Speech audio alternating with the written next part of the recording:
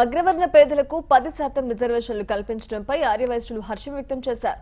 ముషీరాబాద్ ఆర్యవైశ్య హాస్టల్లో ప్రధాని మోదీ చిత్రపటానికి ఆర్యవైశ్య సంఘం నేతలు పాలాభిషేకం చేశారు. ఆర్థికంగా వెనుకబడిన అగ్రవర్ణ పేదలకు రిజర్వేషన్లు కల్పించడం శుభ పరిణామమన్నారు. దేశంలోని సామాజిక సమతుల్యం లోపించిన తర్వాత అగ్రవర్ణాలు చతికిల పడ్డారన్నారు. ప్రధాని మోదీ ముందు చూపుతో రిజర్వేషన్లు కల్పించారని అన్నారు.